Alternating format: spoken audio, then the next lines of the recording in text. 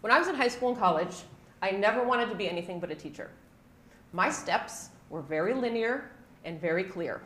I took the classes, I did my student teaching, I got my degree, and then I had to apply to a high school that needed a French or an English teacher in Indiana.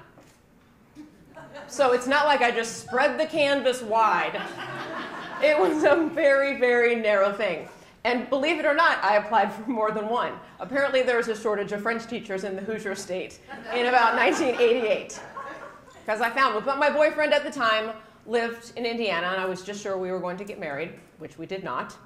So I had to stay in Indiana. Anyway, I found my job, and then as I was dating my now husband, he would say, don't you ever want to be the department head? Or do you want to be a principal, or maybe work in the administration building, or start your own school?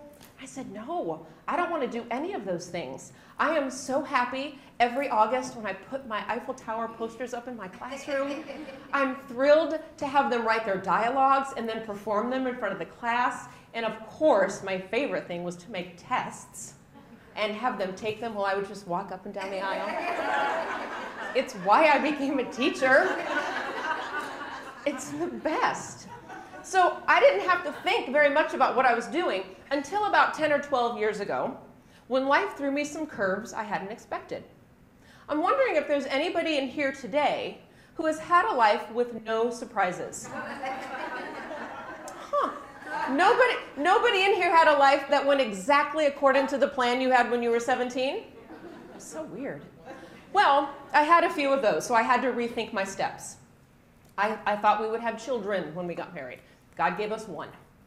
I didn't expect for a minute that that one would get cancer, but he did at 8. I didn't expect that he would become healthy and whole again and get good grades, only to develop a drug problem as a teenager, and we'd send him to rehab. But we did. And I didn't think after 2+ decades of marriage, I would still be working so hard. Or that it could be so satisfying.